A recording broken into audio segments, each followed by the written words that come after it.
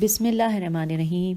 السلام علیکم سامعین، کاشانہ بصیرت کے یوٹیوب چینل کے اوپر ہم ترجمہ نہج البلاغہ پڑھ رہے ہیں، جس کی مؤلف حجت الاسلام مولانا مفتی جعفر حسین صاحب ہیں، اور ہم اس کتاب کو پڑھتے ہوئے اس کے ہم نے ابھی تک 62 پیجز مکمل کر لیے ہیں، اور ہم پچھلی گفتگو جو ہم کر رہے تھے، یعنی جو ہم پڑھ رہے تھے، وہ ہم نے 59 پیج پہ دیباچہ جو کہ مؤلف نہج البلاغہ علامہ شریف رضی علیہ الرحمہ کا ہے، اور وہ ہم پڑھ رہے ہیں، اور اس کو پڑھتے ہوئے ہم پیج 62 پہ پہنچے تھے، جہاں پہ ہم نے جب پڑھنا آغاز کیا تھا کہ جب امیر المومنین کے ان عجائب و خوارق میں کہ جن میں بلا شرکت غیر آپ منفرد و یکتا ہیں، یہاں پہ ہمیں اشارہ کیا گیا تھا کہ ہم نے حاشیے میں پڑھنا ہے۔ ہم نے حاشیے میں پڑھنا شروع کیا تھا، لیکن وہ حاشیے کو ہم نے اس کے 2 صفحات پڑھ لیے تھے، لیکن ابھی 2 صفحات رہتے تھے، لہٰذا اب ہم حاشیے کے وہیں سے آغاز کریں گے جہاں سے ہم نے پچھلی آڈیو میں اس کو چھوڑا تھا۔ وہ ہے پیج 67 پہ ہم پہنچ گئے تھے۔ بیچ میں سے صفحات میں نے اس لیے نہیں بتایا کیونکہ یہ ہم ظاہر ہے کہ یہ اس میں شامل نہیں ہوں گے کہ جو کہ ہم نے پہلے پیج بتائے تھے۔ بہرحال چلیے اب یہاں پہ ہم پڑھ رہے ہیں، جہاں تک پڑھا تھا اس سے آگے چل رہے ہیں۔ لکھا ہے جہاں رگ و پے میں شجاعت کا خون دوڑ رہا ہو۔ اچھا یہ بھی بتا دوں، یہاں پہ مولا علی کے حوالے سے بیان کیا جا رہا ہے کہ جہاں رگ و پے میں شجاعت کا خون دوڑ رہا ہو اور سینے میں غیظ و غضب کی چنگاریاں بھڑک رہی ہوں، وہاں ولولہ انتقام کو دبا کر عفو و بخشش کا طرز عمل اختیار کرنا اور طاقت و اختیار کے ہوتے ہوئے درگزر سے کام لینا بڑی کٹھن آزمائش ہے، مگر ایسے ہی موقعوں پر آپ کی سیرت کے جوہر نکھرا کرتے تھے اور دامن عفو کی پہنائیوں میں خون کے پیاسوں تک کے لیے گنجائش نکل آیا کرتی تھی۔ چنانچہ جنگ جمل کے خاتمے پر آپ نے ایک اعلان عام فرمایا کہ کسی پیٹھ پھرانے والے، ہتھیار ڈال دینے والے اور ہمارے دامن میں پناہ لینے والے پر ہاتھ نہ اٹھایا جائے گا، اور مروان بن حکم اور عبداللہ بن زبیر ایسے دشمنوں کو بغیر انتقام و سرزنش کے چھوڑ دیا، اور ام المومنین کے ساتھ جو حسن سلوک کیا وہ آپ کی شرافت نفس اور بلندی کردار کا بے نظیر نمونہ ہے کہ باوجود اناد و دشمنی کے کھلم کھلا مظاہروں کے آپ نے ان کے شایع نشان انتظامات کے ساتھ انہیں محمد ابن ابی بکر کے ہمراہ مدینے روانہ کر دیا۔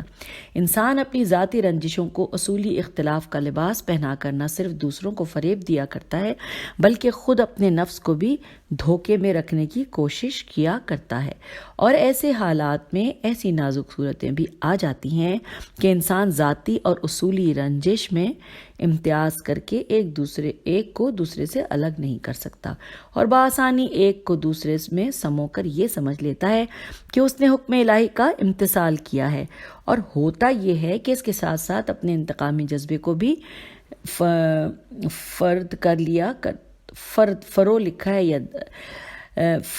لیا کرتا ہے۔ اچھا، مگر امیر المومنین کی حد شناس نظریں نہ کبھی فریب کھاتی تھیں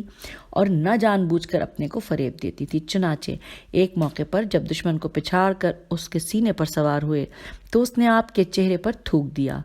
بشری تقاضا تو یہ تھا کہ اشتعال بڑھ جاتا، ہاتھ کی حرکت تیز ہو جاتی، مگر مشتعل ہونے کے بجائے اس کے سینے سے اتر آئے کہ کہیں اس عمل میں خواہش نفس کی آمیزش نہ ہو جائے۔ جب غصہ فرو ہو گیا تو اسے قتل کیا۔ جنگ و پیکار اور زہد و ورع میں بھی کوئی مناسبت نظر نہیں آتی، کیونکہ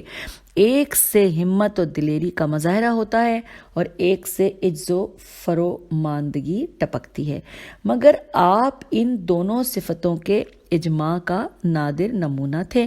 کہ وقف دعا رہنے والے ہاتھوں کو مشغول کارزار بھی رکھتے تھے اور گوشہ اعتکاف میں بیٹھنے کے ساتھ میدان جنگ کا بھی طواف کرتے تھے۔ چنانچہ لیلۃ الحریر کا وہ منظر تو انسانی عقلوں کو حیرت و استعجاب میں ڈال دیتا ہے کہ جب آپ نے گرد و پیش سے آنکھیں بند کر کے خونی ہنگاموں میں مصلی بچھا دیا تھا اور سکون خاطر و اطمینان قلب سے نمازیں مشواں ہو گئے تھے، نماز میں مشغول ہو گئے تھے، وہ مس پرنٹ تھا، مشغول ہو گئے تھے، اور تیر تھے کہ کبھی آپ کے سر کے اوپر سے اور کبھی دائیں سمت سے اور کبھی بائیں جانب سے سناتے ہوئے گزر رہے تھے، مگر آپ بغیر کسی خوف و ہراس کے ذکر خدا میں محو رہے، اور جب فارغ ہوئے تو ہاتھ تلوار کے قبضے پر رکھا، اور پھر جس قیامت کا رن پڑا ہے تاریخ اس کی مثال پیش نہیں کر سکتی۔ عالم یہ تھا کہ ہر طرف ایسی چیخ و پکار اور بھگدڑ مچی ہوئی تھی کہ کان پڑی آواز نہ سنائی دیتی تھی، البتہ لہجہ بلہجہ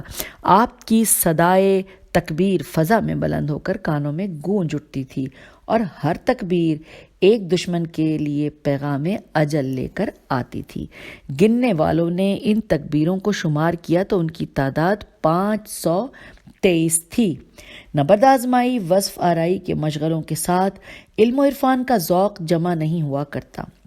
مگر آپ رزم آرائیوں کے ساتھ علم و معارف کی محفلیں بھی آراستہ کرتے تھے، اور خون کی ندیاں بہانے کے ساتھ حقائق و معارف کے سرچشموں سے کشتزار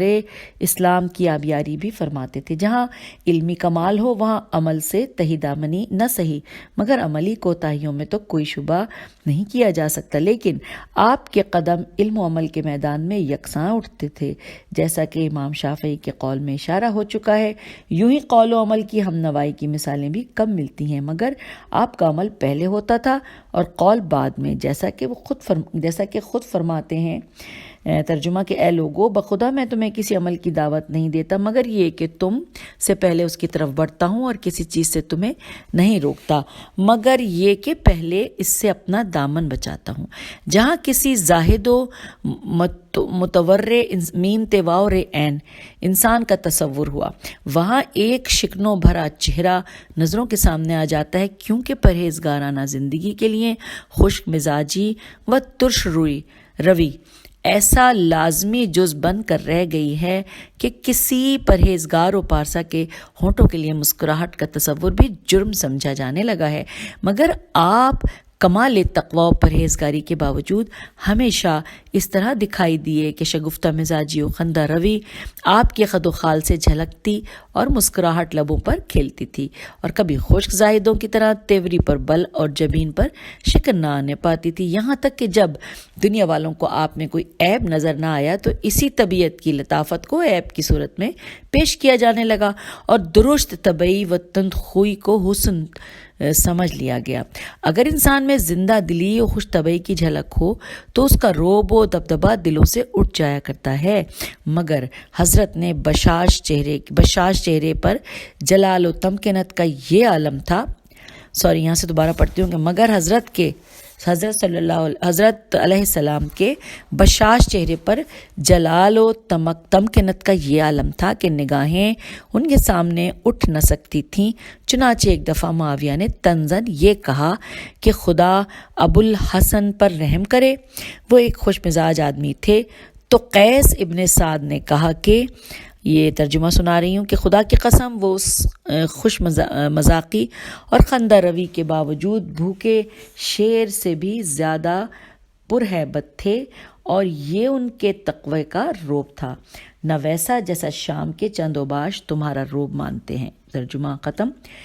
اب لکھا ہے، ابھی ہم یہ حاشیہ ہی پڑھ رہے ہیں سامعین، اور اس کے بس آخری 2 پیراگراف پہ آ گئے ہیں۔ جہاں ستوت و حکمت ہو وہاں حشم و خدم کے جھرمٹ،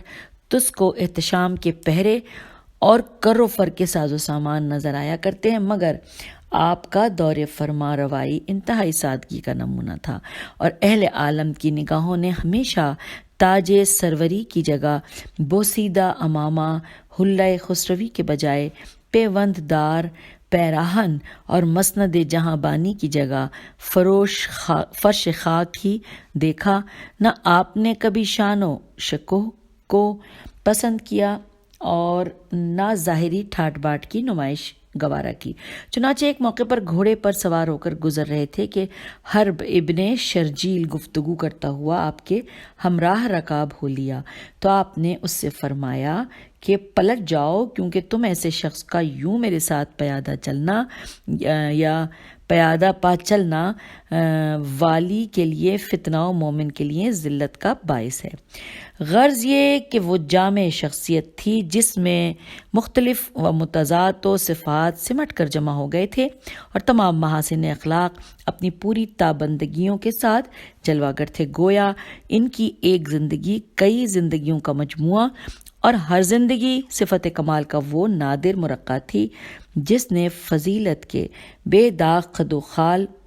ابھر کر سامنے آتے تھے اور جس کے ہر کمال پر نظریں جم کر رہ جاتی تھیں۔ اور یوں سامعین، یہ جو ہم نے پڑھا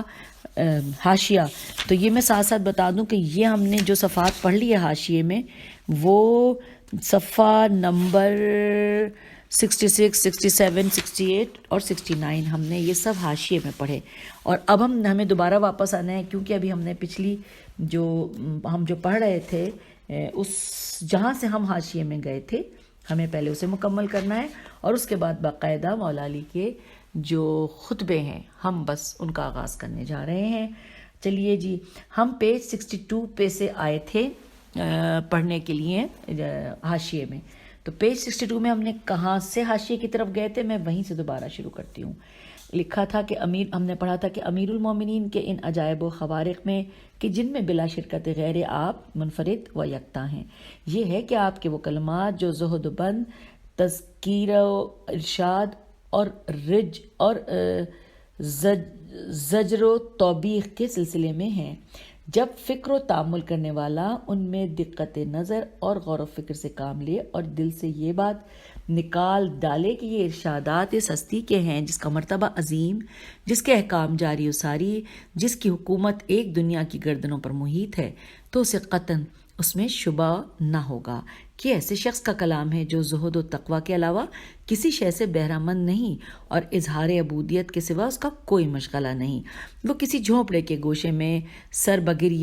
بگریباں یا کسی پہاڑ کے دامن میں دنیا سے الگ تھلگ پڑا ہوا ہے، جس کے کانوں میں اپنی حس و حرکت کے علاوہ کوئی آواز نہیں پہنچتی اور اپنے سوا اسے کوئی دکھائی نہیں دیتا۔ بھلا کیوں کر اسے یقین آئے گا کہ یہ اس کا کلام ہے جو تلوار سونت کر جنگ کی گہرائیوں میں ڈوب جاتا ہے تو گردنیں کاٹ کر رکھ دیتا ہے اور شہزوروں کو زمین پر پچھاڑ دیتا ہے، اور تلوار لے کر اس طرح پلٹتا ہے کہ اس سے لہو برستا ہوتا ہے اور خون دل کی بوندیں ٹپک رہی ہوتی ہیں۔ اس کے باوجود آپ زاہدوں میں ممتاز اور ولیوں میں فائق تھے۔ یہ فضیلت آپ کی ان عجیب فضیلتوں اور لطیف خصوصیتوں میں شامل ہے جس کی وجہ سے آپ نے متضاد صفتوں کو سمیٹ لیا اور بکھرے ہوئے کمالات کو پیوند لگا کر جوڑ دیا۔ اکثر برادران دینی سے اس کا ذکر کر کے انہیں حیرت و استعجاب میں ڈالتا ہوں۔ یہ عبرت کی جگہ اور تفکر و تدبر کا مقام ہے۔ اب ہم اگلے صفحے پہ آ گئے ہیں، اور اب ہم نے بس یہ 2 صفحات پڑھ کے اور بس پھر ہم نے مولا کی خطبات شروع کرنے ہیں۔ ہاں لکھا ہے جی، اس انتخاب میں کہیں الفاظ و مطالب کا تکرار بھی ہو گیا ہے، جس کے لیے یہ عذر ہے کہ آپ کے کلام کی مختلف صورتوں سے روایت کی گئی ہے۔ تو کبھی ایسا ہوا ہے کہ ایک کلام منتخب کو ایک روایت میں جس طرح پایا اسی طرح اسے نقل کر دیا، پھر وہی کلام کسی اور روایت میں دوسری وضع و صورت میں پایا گیا، یوں کہ اس میں کچھ قابل انتخاب اضافہ تھا یا الفاظ کا اسلوب و نہج زیادہ حسین و دلکش تھا، لہذا صورتحال اس کی متقاضی ہوئی کہ انتخاب کے مقصد کو زیادہ کامیاب بنانے کے لیے اور کلام نفیس و پاکیزہ کو ضائع ہونے سے محفوظ رکھنے کے لیے اس کا پھر سے اعادہ کیا جائے۔ ایسا بھی ہوا ہے کہ جو کلام پہلے نظر انتخاب میں آ چکا ہے اس سے بعید العہد ہو جانے کی وجہ سے اس کی تکرار ہو گئی۔ یہ بھول چوک کی وجہ سے ہے جس میں قصد و اختیار کو دخل نہیں تھا۔ مجھے یہ دعویٰ نہیں کہ میں نے حضرت کا کلام ہر طرف سے سمیٹ لیا ہے اور کوئی اکا دکا جملہ اور بھولا بھٹکا فقرہ بھی چھوٹنے نہیں پایا، بلکہ میں یہ بعید نہیں سمجھتا کہ جو مجھ سے رہ گیا ہے وہ اس سے کہیں زیادہ ہو جو مجھ تک پہنچا ہے، اور جو میرے احاطۂ علم و تصرف میں ہے وہ اس سے کہیں کم ہو جو میرے دسترس سے باہر ہے۔ میرا کام جد و جہد اور بقدر وسعت سعی و کوشش کرنا ہے، یہ اللہ سبحانہ کا کام ہے کہ وہ راہ سہل و آسان کرے اور منزل کی طرف رہنمائی فرمائے انشاءاللہ۔ اس جمع و انتخاب کے بعد میری رائے ہوئی کہ اس کتاب کا نام نہج البلاغہ رکھا جائے، اس لیے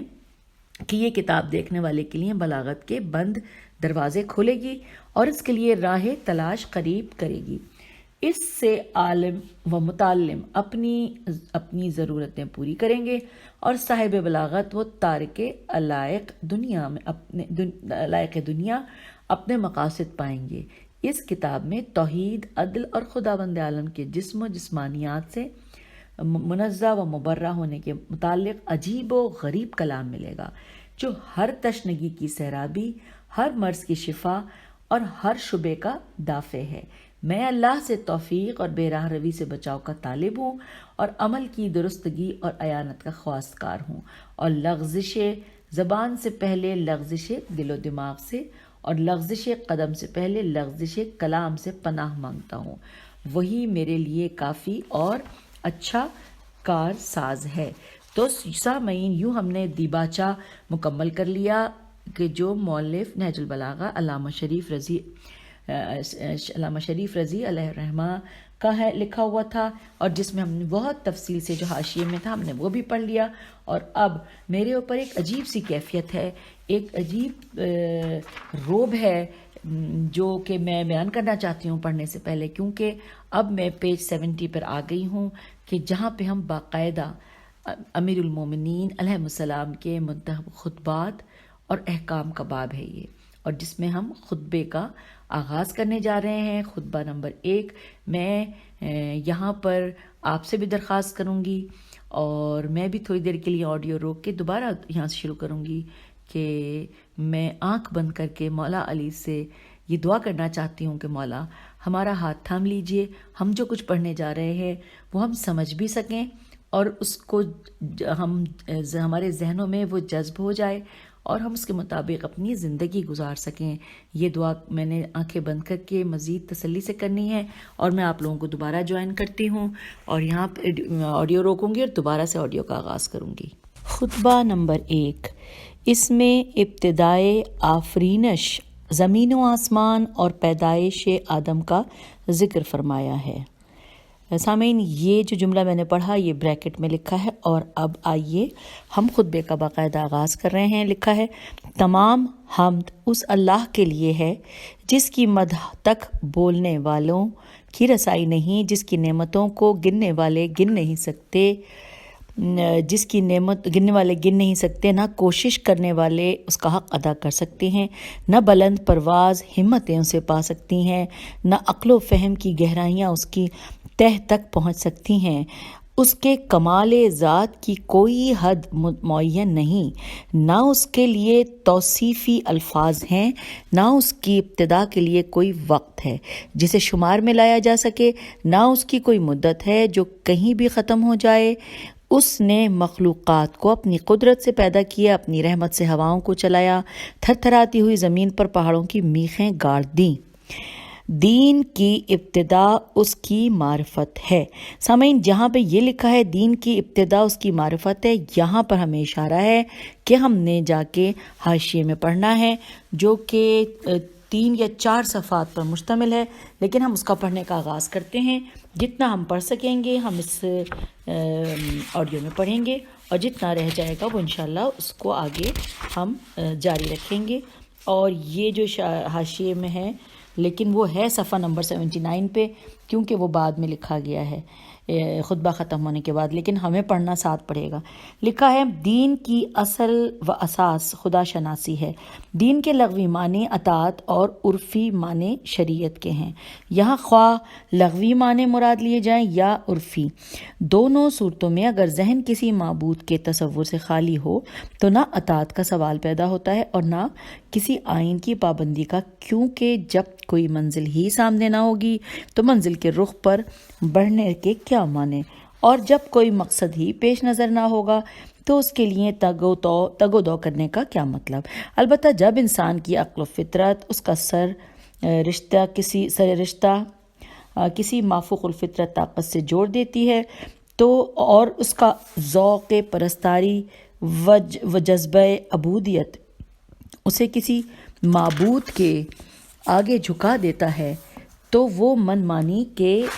گزرنے کے بجائے اپنی زندگی کو مختلف قسم کی پابندیوں میں جکڑا محسوس کرتا ہے، اور انہی پابندیوں کا نام دین ہے، جس کا نقطۂ آغاز سانے کی معرفت اور اس کی ہستی کا اعتراف ہے۔ معرفت کی بنیادی حیثیت کی طرف اشارہ کرنے کے بعد اس کی ضروری ارکان و شرائط بیان فرمائے ہیں، اور عموماً افراد انسانی جن ناقص مراتب ادراک کو اپنی منزل آخر بنا کر قانع ہو جاتے ہیں ان کے ناکافی ہونے کا اظہار فرمایا ہے، اور اس کا پہلا درجہ یہ ہے کہ فطرت کے وجدانی احساس اور ضمیر کی رہنمائی سے یا اہل مذاہب کی زبان سے سن کر اس ان دیکھی ہستی کا تصور ذہن میں پیدا ہو جائے جو خدا کہی جاتی ہے۔ یہ تصور در حقیقت فکر و نظر کی ذمہ داری اور تحصیل معرفت کا حکم عائد ہونے کا عقلاً پیش خیمہ ہے، لیکن تساہل پسند یا ماحول کے دباؤ میں اسیر ہستیاں اس تصور کے پیدا ہونے کے باوجود طلب کی زحمت گوارا نہیں کرتی، تو وہ تصور تصدیق کی شکل اختیار نہیں کرتا۔ اس صورت میں وہ معرفت سے محروم ہو جاتی ہیں، اور باوجود تصور بمنزل تصدیق سے اس کی محرومی چونکہ بالاختیار ہوتی ہے، اس لیے وہ اس پر مواخذے کی مستحق ہوتی ہے، لیکن جو اس تصور کی تحریک سے متاثر ہو کر قدم آگے بڑھاتا ہے وہ غور و فکر ضروری سمجھتا ہے، اور اس طرح دوسرا درجہ ادراک کا حاصل ہوتا ہے، اور وہ یہ ہے کہ مخلوقات کی بو قلمونیوں اور مصنوعات کی نیرنگیوں سے سانع عالم کا کھوج لگایا جائے، کیونکہ ہر نقاش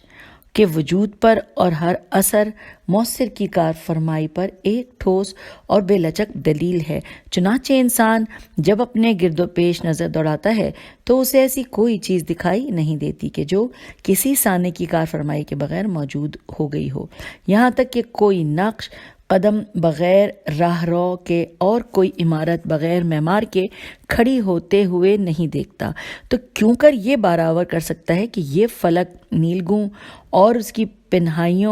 پہنائیوں میں آفتاب و مہتاب کی تجلیاں، اور یہ زمین اور اس کی وسعتوں میں سبزہ و گل کی رعنائیاں بغیر کسی صانع کی صنعت ترازی کے موجود ہو گئی ہوں گی۔ لہٰذا موجودات عالم اور نظم کائنات کو دیکھنے کے بعد کوئی انسان اس نتیجے تک پہنچنے سے اپنے دل و دماغ کو نہیں روک سکتا کہ اس جہان رنگ و بو کا کوئی بنانے سنوارنے والا ہے، کیونکہ تہی دامان وجود سے فیضان وجود نہیں ہو سکتا، اور نہ عدم سے وجود کا سرچشمہ پھوٹ سکتا ہے۔ قرآن نے اس استدلال کی طرف ان لفظوں میں اشارہ کیا ہے، اور عربی فی اللہ شک فاطر السماوات والارض، کیا اللہ کے وجود میں شک ہو سکتا ہے جو زمین و آسمان کا پیدا کرنے والا ہے؟ لیکن یہ درجہ بھی ناکافی ہے جبکہ اس کی تصدیق میں غیر کی الوہیت کے عقیدے کی آمیزش ہو۔ اگلا پیراگراف لکھا ہے، تیسرا درجہ یہ ہے کہ اس کی ہستی کا اقرار وحدت و یگانت کے اعتراف کے ساتھ ہو، بغیر اس کے خدا کی تصدیق مکمل نہیں ہو سکتی، کیونکہ جس کے ساتھ اور بھی خدا مانے جائیں گے وہ ایک نہیں ہوگا، اور خدا کے لیے ایک ہونا ضروری ہے، کیونکہ ایک سے زائد ہونے کی صورت میں یہ سوال پیدا ہوگا کہ اس کائنات کو ان میں سے ایک نے پیدا کیا ہے یا سب نے مل جل کر الگ ایک نے پیدا کیا ہے، یا سب نے مل جل کر۔ اگر ایک نے پیدا کیا ہے تو اس میں کوئی خصوصیت ہونی چاہیے، ورنہ اس ایک کو بلا وجہ ترجیح ہوگی جو عقلاً باطل ہے، اور اگر سب نے مل جل کر بنایا ہے تو دو حال سے خالی نہیں، یا تو وہ دوسروں کی مدد کے بغیر اپنے امور کی انجام دہی نہ کر سکتا ہوگا، یا ان کی شرکت و تعاون سے بے نیاز ہوگا۔ پہلی صورت میں اس کا محتاج و دست نگر ہونا، اور دوسری صورت میں ایک فعل کے لیے کئی ایک مستقل فاعلوں کا کارفرما ہونا لازم آئے گا، اور یہ دونوں صورتیں اپنے مقام پر باطل کی جا چکی ہیں۔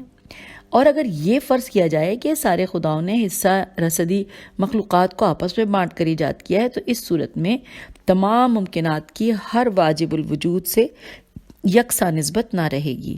بلکہ صرف اپنے بنانے والے ہی سے نسبت ہوگی، حالانکہ ہر واجب کو ہر ممکن سے اور ہر ممکن کو ہر واجب سے یکساں نسبت ہونی چاہیے، کیونکہ تمام ممکنات اثر پذیری اور تمام واجب الوجود اثر اندازی میں ایک سے مانے گئے ہیں۔ تو اب اسے ایک مانے بغیر کوئی چارہ نہیں ہے، کیونکہ متعدد خالق ماننے کی صورت میں کسی چیز کے موجود ہونے کی گنجائش ہی باقی نہیں رہتی، اور زمین و آسمان اور کائنات کی ہر شے کے لیے تباہی و بربادی ضروری قرار پائی ہے۔ اللہ سبحانہ نے اس دلیل کو ان لفظوں میں پیش کیا ہے کہ اگر زمین و آسمان میں اللہ کے علاوہ اور بھی خدا ہوتے تو یہ زمین و آسمان دونوں تباہ و برباد ہو جاتے۔ اگلا پیراگراف ہے، چوتھا درجہ یہ ہے کہ اسے ہر نقص اور عیب سے پاک سمجھا جائے، اور جسم و صورت، تمثیل و تشبیہ، مکان و زمان، حرک و سکون اور عجز و جہل سے منزہ مانا جائے۔ منزہ ہے جی، یہ لکھا ہے میم نون زے ہے، کیونکہ اس با کمال و بے عیب ذات میں نہ کسی نقص کا گزر ہو سکتا ہے، اور نہ اس کے دامن پر کسی عیب کا دبا ابھر سکتا ہے، اور نہ اس کو کسی کے مثل و مانند ٹھہرایا جا سکتا ہے۔ کیونکہ یہ تمام چیزیں وجود کی بلندیوں سے اتار کر مکان کی پستیوں میں لے آنے والی ہیں۔ چنانچہ قدرت نے توحید کے پہلو بپہلو اپنی تنزیہ و تقدیس کو بھی جگہ دی ہے۔ اب یہ سامعین، یہ قرآنی آیات کا ذکر ہے اور ساتھ میں اس کا ترجمہ ہے، تو ہم ترجمہ پڑھتے جائیں گے۔ نمبر 1 وہ جو قل هو اللہ احد لکھی ہے، جو کفوا احد تک ہے، آگے لکھا ہے کہہ دو کہ اللہ یگانہ ہے، اس کی ذات بے نیاز ہے، نہ وہ کسی کی اولاد ہے اور نہ اس کی کوئی اولاد ہے، اور نہ اس کا کوئی ہم پلہ ہے۔ نمبر 2 لا تدرک الابصار، یہ لکھا ہے جو کہ 2 لائنوں میں ترجمہ ہے کہ اس کو نگاہیں دیکھ نہیں سکتی، البتہ وہ نگاہوں کو دیکھ رہا ہے، وہ ہر چھوٹی سے چھوٹی چیز سے آگاہ اور باخبر ہے۔ اس کے بعد تیسرا ہے فلا تضرب اللہ الامثال ان اللہ، یہ والا ان اللہ یعلم وانتم لا تعلمون، کہ اللہ کے لیے مثالیں نہ گڑھ لیا کرو، بے شک اصل حقیقت کو اللہ جانتا ہے اور تم نہیں جانتے۔ اور نمبر 4 ہے لیسا کمثلہ شیء وہو السمیع البصیر، کوئی چیز اس کے معنی نہیں ہے، وہ سنتا ہے اور دیکھتا بھی ہے۔ اور اس کے بعد یہ تو ہم نے 4 پڑھ لی ہے۔ اس کے بعد لکھا ہے نیچے سامعین کہ 5واں درجہ یہ ہے کہ جس سے، کیونکہ اس سے پہلے ہم نے 4تھا درجہ پڑھا تھا جس میں یہ مثالیں تھیں، اب 5واں درجہ یہ ہے، یہ 5 جس سے معرفت مکمل ہوتی ہے کہ اس کی ذات میں صفتوں کو الگ سے نہ سمجھو یا سمویا جائے، کہ ذات احدیت میں وہ دوئی کی جھلک پیدا ہو جائے، اور توحید اپنے صحیح مفہوم کو کھو کر 1 3 اور 3 1 کے چکر میں پڑ جائے، کیونکہ اس کی ذات جوہر و عرض کا مجموعہ نہیں ہے، اس میں صفتیں اس طرح قائم ہوں جس طرح پھول میں خوشبو اور ستاروں میں چمک، بلکہ اس کی ذات خود تمام صفتوں کا سرچشمہ ہے، اور وہ اپنے کمالات ذاتی کے اظہار کے لیے کسی توسط کی محتاج نہیں ہے۔ اگر اسے عالم کہا جاتا ہے تو اس بنا پر کہ اس کے علم کے آثار نمایاں ہیں، اور اگر اسے قادر کہا جاتا ہے تو اس لیے کہ ہر ذرہ کی قدرت و کار فرمائی کا پتہ دے رہا ہے، اور سمیع و بصیر کہا جاتا ہے تو اس وجہ سے کہ کائنات کی شیرازہ بندی اور مخلوقات کی چارہ سازی دیکھے اور سنے بغیر نہیں ہو سکتی، مگر ان صفتوں کی نمود کی ذات میں اس طرح نہیں ٹھہرائی جا سکتی جس طرح ممکنات میں، کہ اس میں علم آئے تو وہ عالم ہو، اور ہاتھ پیروں میں توانائی آئے تو وہ قادر و توانا ہو، کیونکہ صفت کو ذات سے الگ ماننے کا لازمی نتیجہ دوئی ہے، اور جہاں دوئی کا تصور ہوا وہاں توحید کا عقیدہ و رخصت ہوا۔ اسی لیے امیر المومنین علیہ السلام نے زائد برذات صفات کی نفی فرما کر صحیح توحید کے خد و خال سے آشنا فرمایا ہے، اور دامن وحدت کو کثرت کے دھبوں سے بدنما نہیں ہونے دیا۔ اس سے یہ مراد نہیں ہے کہ اس کے لیے کوئی صفت تجویز ہی نہیں کی جا سکتی کہ ان لوگوں کے مسلک کی تائید ہو جو سلبی سین لام بے چھوٹی ہے سلبی تصورات کے بھیانک اندھیروں میں ٹھوکریں کھا رہے ہیں، حالانکہ کائنات کا گوشہ گوشہ اس کی صفتوں کے آثار سے چھلک رہا ہے، اور مخلوقات کا ذرہ ذرہ گواہی دے رہا ہے کہ وہ جاننے والا ہے، قدرت والا ہے، سننے اور دیکھنے والا ہے، اور اپنے دامن میں ربوبیت میں پالنے والا اور سایہ رحمت میں پروان چڑھانے والا ہے۔ بلکہ مقصد یہ ہے کہ اس کی ذات میں الگ سے کوئی ایسی چیز تجویز نہیں کی جا سکتی کہ اسے صفت سے تعبیر کرنا صحیح ہو، کیونکہ جو ذات ہے وہی صفت ہے، اور جو صفت ہے وہی ذات ہے۔ اسی مطلب کو امام جعفر صادق علیہ السلام کی زبان فیض ترجمان سے سماعت فرمائے، اور پھر مذاہب عالم کی عقیدہ توحید کو اس کی روشنی میں دیکھیے اور پرکھیے کہ توحید کے صحیح مفہوم سے روشناس کرانے والی فردیں کون تھیں۔ چنانچہ آپ فرماتے ہیں ترجمہ کہ ہمارا خدائے بزرگ و برتر ہمیشہ سے عین علم رہا، حالانکہ معلوم ابھی کم عدم میں تھا، کاف میم کتم عدم میں تھا، اور عین سما و بصر تھا، سی میم عین و بے سواد ریت رہا، حالانکہ نہ کسی آواز کی گونج بلند ہوتی تھی اور نہ کوئی دکھائی دینے والی چیز تھی، اور میں عین قدرت رہا، حالانکہ قدرت کے اثرات کو قبول کرنے